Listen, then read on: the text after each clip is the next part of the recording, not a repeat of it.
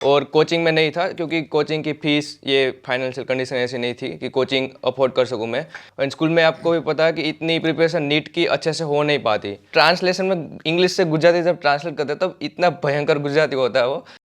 तो hello everyone, I am Atharva Agarwal, currently second year MBBS student at AIIMS Bhopal. आज अपने साथ है राज गजरा, जिनका नीट 2020 के अंदर रैंक था 36। इनकी स्टोरी काफ़ी मोटिवेशनल है। इन्होंने अपनी पढ़ाई गुजराती मीडियम से की है और बिना कोचिंग के, बिना किसी कोचिंग के इन्होंने नीट के अंदर ऑल इंडिया रैंक 36 हासिल की है। तो हेलो राज, कैसे हो? हेलो, मैं बढ़िया। तो जानते हैं राज से कि कैसे उनको ये मोटिवेशन आया कि मुझे नीट फोड़ना है और बिना कोचिंग के करना है। तो क्या उसकी जगह मोटिवेशन था?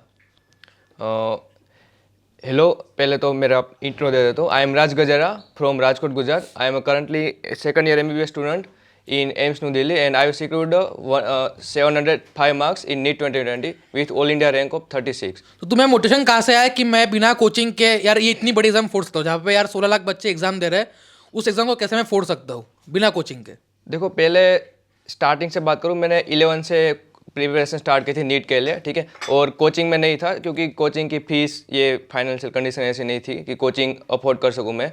तो तब मुझे एक्सपेक्टेशन तो बिल्कुल भी नहीं थी कि मुझे एम्स दिल्ली मिलेगा, पर मैंने टारगेट ऐसा रखा था कि मुझे एम्स तक पहुंचना, मतलब या एम्स से थोड़ा नीचे, ऐसा टारगेट रखा था। फिर मैंने प्रिपरेशन स्टार्ट की थी। और क्योंकि मैं गुजराती मीडियम से हूँ तो प्रिपरेशन स्कूल में भी गुजराती पढ़ाते थे, गुजरात बोर्ड से हूँ मैं। और स्कूल में आपको भी पता है कि इतनी प्रिपरेशन नीट की अच्छे से हो नहीं पाती, ठीक है। तो एक दो प्रॉब्लम्स थे कि एक गुजराती लैंग्वेज एंड दूसरा था नीट की प्रिपरेशन। क्योंकि स्कूल में बोर्ड की प्रिपरेशन नहीं होती है, तो स्कूल से आके ही मैं पहले तो जो एनसीईआरटी स्कूल में पढ़ाते थे वो गुजरात इंग्लिश एनसीईआरटी से वापस पढ़ता था। फिर इंग्लिश मीडियम बुक्स, मतलब इंग्लिश की एमसीक्यू बुक्स होती है, वहाँ से एमसीक्यू भी सोल्व करता था। गुजराती भी याद रखना पड़ता था गुजरात बोर्ड एग्जाम के लिए, एंड इंग्लिश भी याद रखना पड़ता था। और एक्स्ट्रा नीट के लिए एक्स्ट्रा जो इन्फॉर्मेशन वगैरह चाहिए, इसके लिए मुझे यूट्यूब से एक्स्ट्रा पढ़ना पड़ता था, मतलब। तो यार मतलब मैं तो राज से वैसे पहले ही मतलब जानता था, मतलब ऐसे नहीं, मतलब ऐसा हुआ कि अनअकैडमी का एक टेस्ट होता है, अनअकैडमी प्रोडिगी करके। तो मतलब वो मैंने दिया था।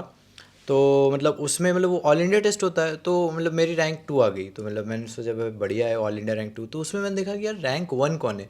तो तब उस टाइम पे मैंने देखा था कि राज गजरा करके कोई है। कब की? 2019 की? हाँ मतलब 2019 में जो है ऐसा हुआ था कि मतलब मैंने देखा कि राज गजरा जो है वो रैंक 1 है।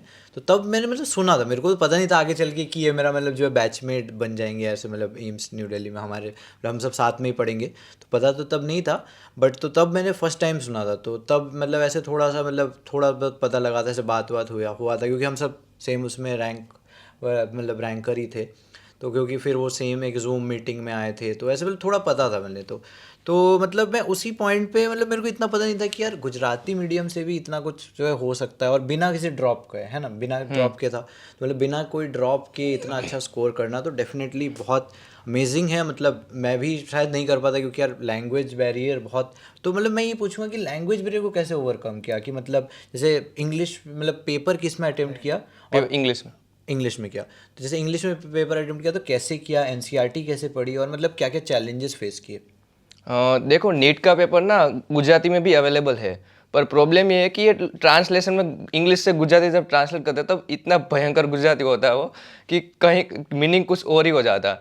जैसे मैं एल की वगैरह टेस्ट वगैरह दी थी, अटेंड की थी, तो उसमें भी ये होता है, वो लोग इंग्लिश का कुछ और गुजराती करते हैं, गुजराती एनसीईआरटी इंग्लिश का कुछ और गुजराती है, फिर एनटीए वाला जो पेपर निकालने उसमें इंग्लिश का कुछ और गुजराती आएगा, तो मिस्टेक्स मतलब होने के चांसेस है। तो इसलिए मैंने इंग्लिश प्रीफर किया था। और ऐसा नहीं था कि मैं पहले से ही टॉपर था। जैसे 11 स्टार्ट हुआ तब मेरे 600, 610, 620 इतने मार्क्स आते थे स्कूल में। स्कूल में पेपर की क्वालिटी वगैरह अच्छा था, बस पढ़ाई की थोड़ी बहुत दिक्कत थी, तो वो मैं यूट्यूब से सोल्व कर लेता था सब। डाउट्स वगैरह भी नेट से ढूंढ लेता था और ऐसे कर लेता था। एंड बाकी मैक्सिमम एमसीक्यू प्रैक्टिस पे ध्यान देता था। तो अब 2 साल तक जब तक स्कूल में सिलेबस चला ना, तब तक मैं 610, 620 उसके आसपास मार्क्स आए बस। बोर्ड से पहले मेरे 640 तक पहुँचे थे जस्ट। बट बोर्ड्स के बाद हमारा लॉकडाउन हो गया, आपको भी हमारे टाइम पे लॉकडाउन हो चुका था, एंड नीट पोस्टपोन होती जा रही थी।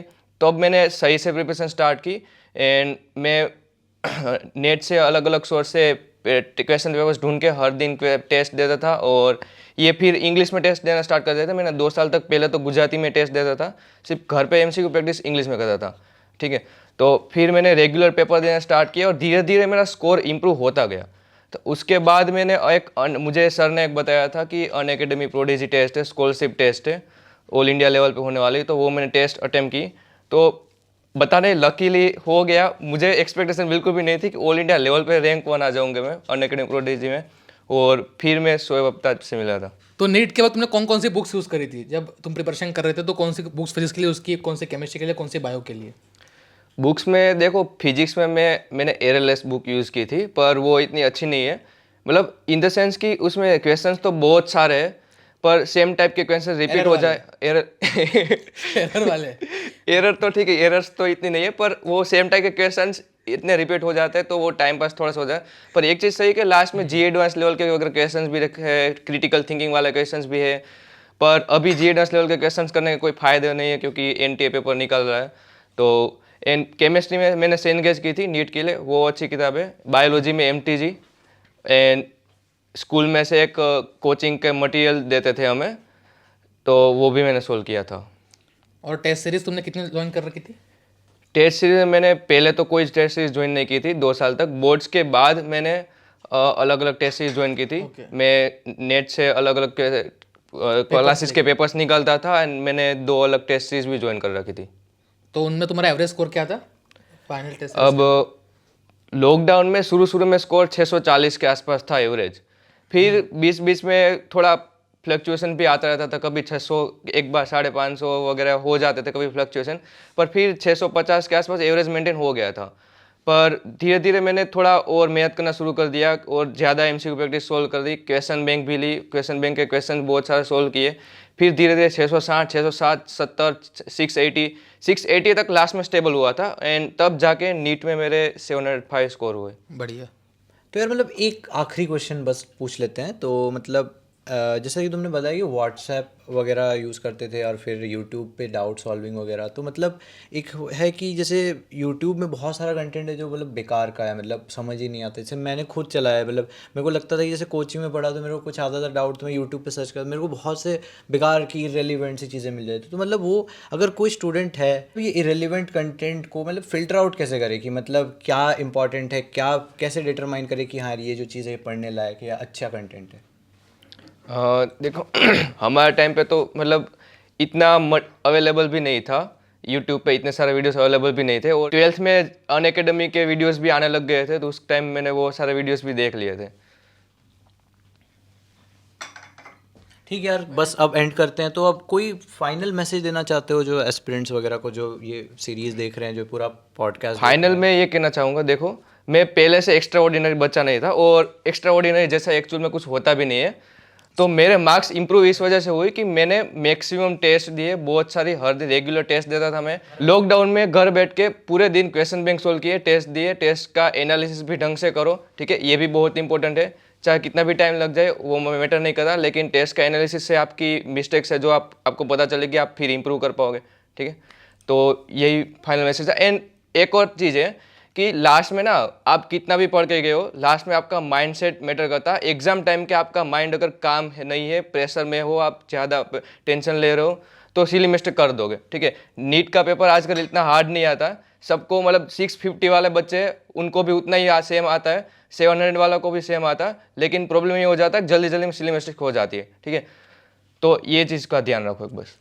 ठीक है यार, तो इसी के साथ एंड कर लेते हैं। तो फाइनल मैसेज यही था कि मतलब लास्ट के 3 घंटे में घबराना नहीं है, एकदम बिल्कुल आराम से जितना प्रिपरेशन किया उस पर ट्रस्ट करो, जितना प्रिपेयर किया उस पर ट्रस्ट करो, खुद पे भरोसा रखो, और डेफिनेटली तुम्हारा एग्ज़ाम बहुत अच्छा जाएगा यार।